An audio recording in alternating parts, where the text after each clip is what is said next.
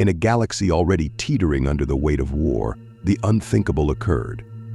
The Geonosian parasite, engineered to subjugate and assimilate hosts, escaped its confines and unleashed a cataclysmic scourge. The incident began in the bowels of Geonosis itself, when the Republic's covert strike teams, sent to sabotage a suspected biological weapons facility, inadvertently triggered the release of the parasite. The intent had been noble: destroy a potential threat before it could be weaponized by the Separatists. But in their zeal, the clones and their Jedi commanders missed the true depth of the Separatists' experiments. The parasite had been a terrifying tool of control, incubated in the mind of the Geonosian queen and designed to impose her will upon the host species. However, this strain was far more potent than its creators intended.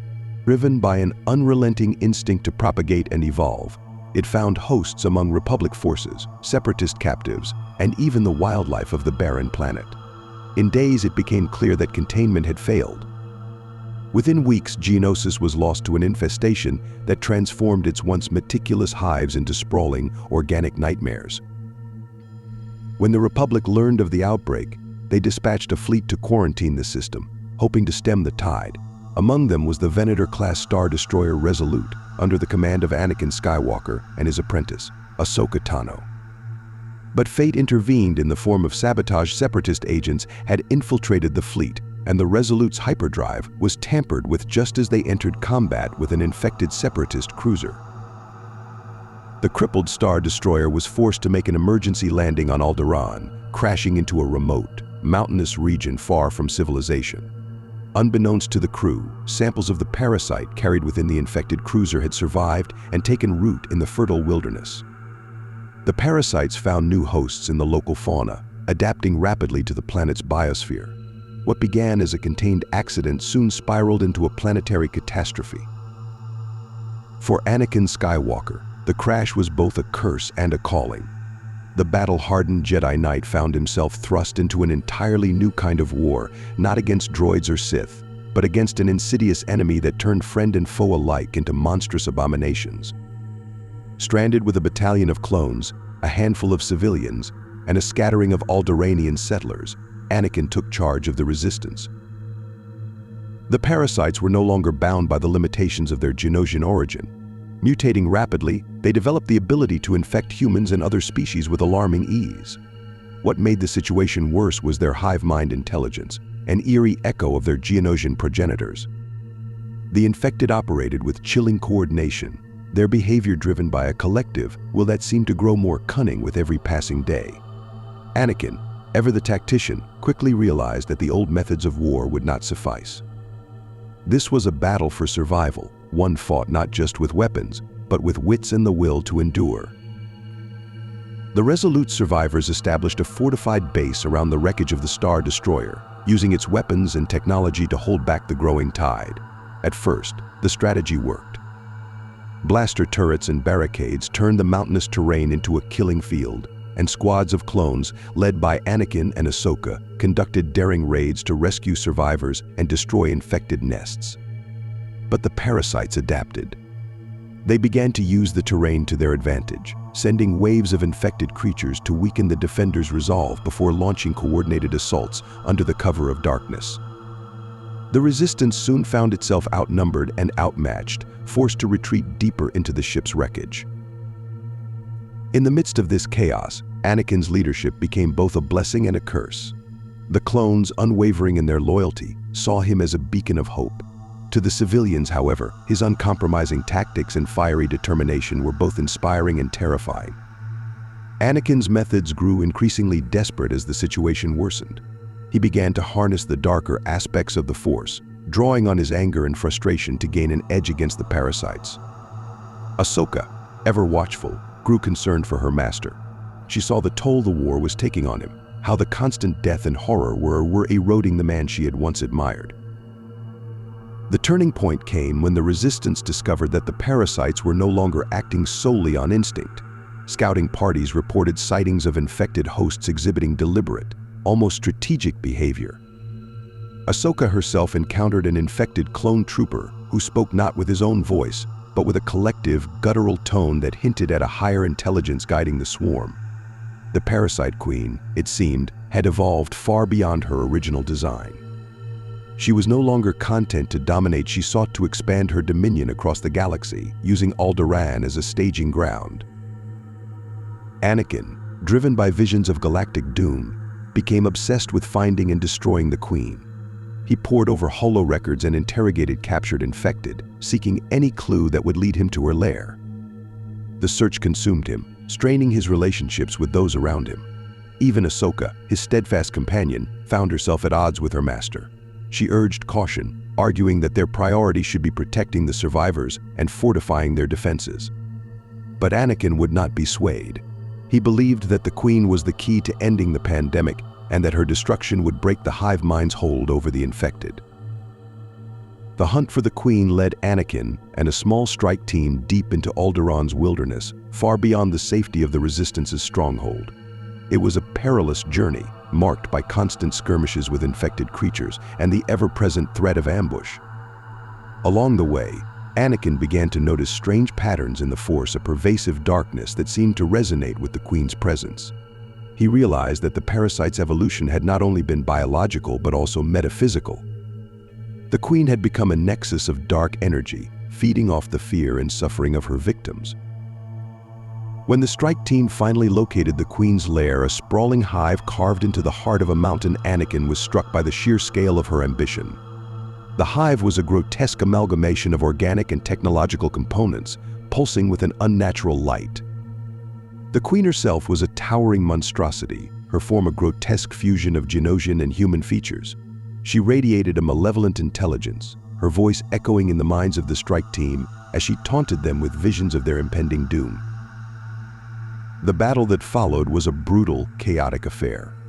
Anakin, fueled by a mix of rage and determination, led the charge, cutting through waves of infected with his lightsaber. But the Queen was no mere adversary. She wielded the hive-mind's power with devastating precision, manipulating her minions to flank and overwhelm the strike team. One by one, Anakin's companions fell, their sacrifices buying him precious moments to close the distance. When he finally faced the Queen, Anakin unleashed the full force of his power. Their clash was a battle of wills as much as weapons, a contest of light against dark, determination against domination. Anakin's rage gave him strength, but it also made him vulnerable. The Queen sensed his inner turmoil, his fear of failure, and sought to exploit it. She whispered insidious promises of power and control, urging him to embrace the darkness and become her instrument. But Anakin, though tempted, refused to succumb. Drawing on memories of Padme, Ahsoka, and the Jedi he still fought to protect, he found the strength to resist. With a final, defiant strike, he severed the Queen's head from her body, shattering her control over the hive mind. Yet, even in victory, Anakin knew the war was far from over. The Queen's death had dealt a severe blow to the parasites, but it had not eradicated them. The survivors of the Resolute's crash and the scattered Resistance fighters still faced a long, arduous struggle to reclaim Alderaan. Worse, Anakin feared that the parasite's mutations might have created new queens, each with the potential to restart the cycle of infestation. The aftermath of the Queen's defeat left Anakin in a precarious position. Although the hive-mind's immediate coordination had fractured, the remaining parasites still roamed the wilderness of Alderaan. Without the Queen to guide them, they devolved into more erratic and unpredictable forms of aggression. The infected became less organized, but no less dangerous, lashing out in bursts of savage violence. For Anakin, the victory felt hollow. The casualties had been enormous, and the strain on his leadership was evident in every weary face he passed back at the base. Ahsoka confronted him shortly after their return to the Resolute's makeshift stronghold. She had stayed behind to rally the defenses in his absence, leading the clones and civilian volunteers and holding off a massive assault that nearly breached the perimeter. While she admired his resolve, she couldn't ignore how his actions were driving a wedge between him and those he sought to protect. She voiced her concerns openly, questioning whether the gamble to face the Queen had been worth the cost. "You're not invincible," Master Ahsoka said, her voice steady but tinged with worry. "And neither are we. This war isn't something you can win alone." Anakin, still grappling with his own inner demons, snapped back with a ferocity that startled her. What choice did I have? If I hadn't gone, we'd still be sitting here, waiting for the next wave to tear us apart. But at what cost, she retorted. We're barely holding on as it is. People are looking to you, and if you keep throwing yourself into battles like this, they'll lose hope because they'll lose you. Her words lingered with him, though he didn't immediately respond. Anakin's fear of failure, of losing the people he cared about, had driven him to the brink. The lines between determination and desperation were blurring, and he knew it.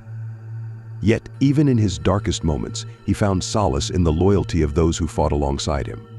Captain Rex, ever the stalwart leader of the 501st Legion, provided a steady hand, rallying the troops and maintaining discipline even as morale waned. Despite their dwindling resources, the Resistance began to shift its strategy. Instead of outright confrontations, they focused on hit-and-run tactics, disrupting the remaining nests and thinning the parasite numbers through controlled engagements. Ahsoka took the lead on many of these missions, her calm and measured approach a stark contrast to Anakin's fiery aggression. The dynamic between them evolved. Ahsoka's growth as a leader became apparent, and even Anakin started to recognize the wisdom in her counsel. However, the parasites proved resilient. Without the Queen's centralized control, they began to exhibit more chaotic mutations. Some strains developed the ability to burrow deep underground, emerging unexpectedly to ambush patrols. Others adapted to Alderaan's mountainous terrain, leaping from cliff faces to attack from above. The most horrifying mutation, however, was the appearance of what the survivors called shardlings infected that fused with fragments of the Queen's shattered form. These creatures retained fragments of the hive-mind's intelligence, making them cunning and incredibly dangerous. As weeks turned to months, word of the crisis began to leak beyond Alderaan. Refugees who escaped the planet carried stories of the parasite's horrors to neighboring systems. The Galactic Senate, already stretched thin by the Clone Wars, was slow to respond. On Coruscant, bureaucratic infighting delayed aid missions, and some senators, fearing the spread of the infestation, argued for a complete quarantine of the planet. Bail Organa, Alderaan's representative, fought tirelessly to secure relief, but his efforts were stymied by the sheer inertia of the Republic's war machine. In the absence of outside help, Anakin's resistance grew increasingly self-reliant. The Resolute's wreckage became a hub of innovation, with engineers and medics salvaging what they could to adapt to the crisis. Ahsoka spearheaded efforts to create rudimentary anti-parasite serums, working alongside Alderaanian scientists to study the biology of the infected. While these measures provided temporary relief, they were far from a cure. Each day brought new challenges, as the parasites continued to evolve in ways no one could predict. Amid this relentless struggle, Anakin's dreams became plagued by visions. He saw the galaxy consumed by the parasites' corruption, worlds reduced to lifeless husks, entire species assimilated into the hive. At the center of these nightmares stood a shadowy figure, a warped reflection of himself, wielding unimaginable power to command the infected. The visions filled him with dread, but also a twisted sense of purpose. He began to question whether his connection to the Force was guiding him toward a solution or dragging him toward a destiny he feared to confront. The turning point came when a distress signal from an Alderaanian settlement reached the Resistance. The message was garbled but clear enough to reveal that survivors had barricaded themselves in a remote village, besieged by a massive swarm of infected. Despite the risks, Anakin insisted on mounting a rescue mission. Ahsoka urged caution, warning that they couldn't afford to spread their forces too thin. But Anakin, haunted by his visions and driven by an unrelenting need to protect, overruled her. The rescue mission began as a daring operation, with dropships carrying squads of clones and volunteers to the village's outskirts. At first, the plan unfolded smoothly. The Resistance's coordinated strikes broke through the infected's defenses, allowing them to reach the settlement. But as the evacuees were being loaded onto the ships, the swarm retaliated with a ferocity none had anticipated. Wave after wave of infected descended upon the Resistance, their numbers overwhelming even the most disciplined formations. Anakin fought with unparalleled ferocity, his lightsaber a blur of motion as he cut through the horde. But even his efforts couldn't turn the tide. The evacuees screamed as infected creatures tore through their ranks, dragging some into the shadows while others succumbed to the parasite's touch. Ahsoka, leading a secondary team, managed to evacuate several ships' worth of survivors, but the losses were staggering. By the time the last ship lifted off, the village had been reduced to a smoldering graveyard. The aftermath of the mission left Anakin reeling. He blamed himself for the casualties, for underestimating the parasite's capacity to strike back. Ahsoka, though furious with his recklessness, refused to abandon him. She reminded him that the people they had saved mattered, that their lives were a testament to the Resistance's resolve. But Anakin's guilt continued to gnaw at him, deepening the rift between his ideals and the harsh realities of their situation. In the weeks that followed, the Resistance began to consolidate its forces, focusing on strengthening their defenses rather than pursuing aggressive strikes. The lessons of the failed rescue mission prompted a re-evaluation of their tactics, with Ahsoka taking a more prominent role in planning and strategy. Anakin, though still a vital leader, found himself increasingly introspective, grappling with the weight of his decisions and the toll they had taken on those around him. As the Resistance prepared for the next phase of their struggle, a transmission from Coruscant finally broke through the static. Reinforcements, led by Obi-Wan Kenobi and a detachment of the Republic fleet, were en route. The message brought a glimmer of hope to the beleaguered survivors, but Anakin's visions left him uneasy. He feared that the arrival of reinforcements might not signal salvation, but the beginning of a greater conflict, one that would test not only their strength, but the very fabric of the galaxy's future. Unbeknownst to the Resistance, their struggle had not gone unnoticed by more sinister forces. In the shadowed halls of the Sith, Darth Sidious had sensed the plague's unnatural presence through the currents of the Force. It was a disturbance he could not ignore. Its chaotic and evolving nature posed a threat not only to the galaxy at large, but also to his carefully crafted grand plan. The parasite's rapid mutation and hive-mind intelligence represented an uncontrollable variable, one that could disrupt the delicate balance of the Clone Wars and his eventual rise to ultimate power. Sidious, ever the manipulator, summoned his apprentice, Count Dooku, to discuss the growing crisis on Alderaan. The Sith Lord's chilling orders were clear: the plague must be eradicated entirely. It had not been part of the grand vision, and its existence risked derailing the war's trajectory. Sidious framed the plague as a separatist failure and abomination birthed from their own reckless experiments. As a result, it was Dooku's responsibility to ensure its absolute destruction. To this end, Sidious authorized an extreme measure: the deployment of General Grievous, the cyborg commander of the separatist droid armies. Unlike organic soldiers, the droid armies were immune to the parasite's corruption, making them the ideal tool for the task. Grievous was given an unprecedented level of firepower: 3 entire invasion fleets, each brimming with battle droids, warships, and orbital bombardment capabilities. The mission was not merely to contain the infestation, but to obliterate it completely, with no concern for collateral damage. For Grievous, the assignment was both a challenge and an opportunity to showcase his tactical prowess. The cyborg general relished the thought of annihilating the Republic forces trapped on Alderaan, particularly Anakin Skywalker, whose victories had long been a thorn in his side. Armed with a mandate to destroy without restraint, Grievous prepared for an onslaught that would burn Alderaan to the ground if necessary. The arrival of the separatist fleets in Alderaan's orbit was as sudden as it was overwhelming.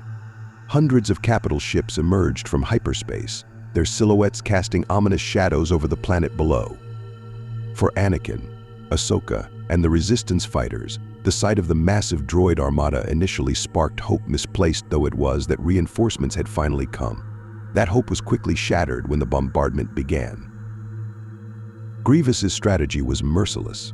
Orbital strikes targeted regions infested by the parasite, turning vast swaths of the wilderness into scorched earth.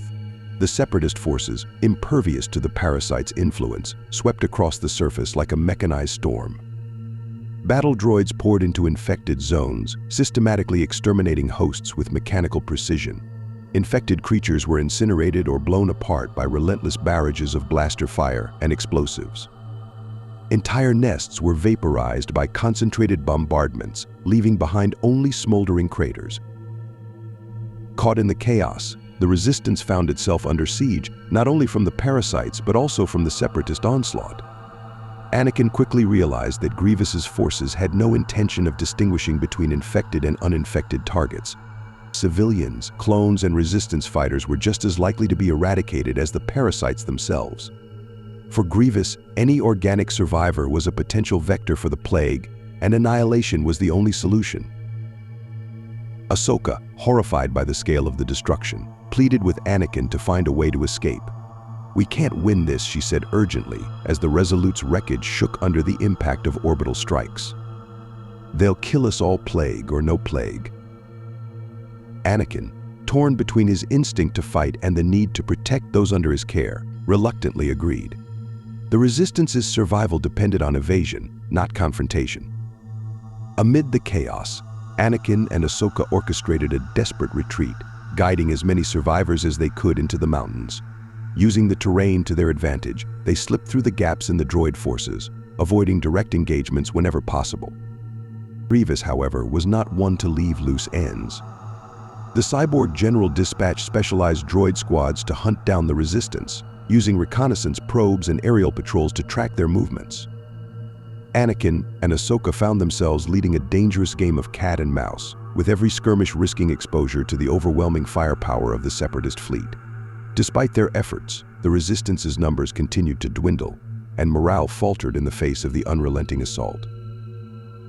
It was during this time that Anakin's bond with Ahsoka grew stronger, forged in the crucible of their shared struggle. She became not only his closest ally but also a voice of reason, tempering his anger and impulsiveness with her steady resolve. The two Jedi worked tirelessly to keep the survivors alive, employing every ounce of their ingenuity and resourcefulness to outmaneuver their pursuers. As the situation grew more desperate, Anakin and Ahsoka devised a bold plan to escape the planet. Using what remained of the Resolute's communications array, they transmitted a distress signal encoded with a Republic frequency, hoping to attract reinforcements. At the same time, they sabotaged a Separatist command post, creating a diversion that drew Grievous's forces away from their position. The diversion worked at a cost. Grievous, enraged by the Resistance's defiance, intensified his attacks, deploying additional droid battalions to the surface. The bombardments became indiscriminate, reducing vast regions of Alderaan to ash. Anakin and Ahsoka knew their window of escape was rapidly closing. With a small band of survivors, they commandeered a Separatist shuttle and prepared to make a daring run for orbit. The escape was fraught with danger.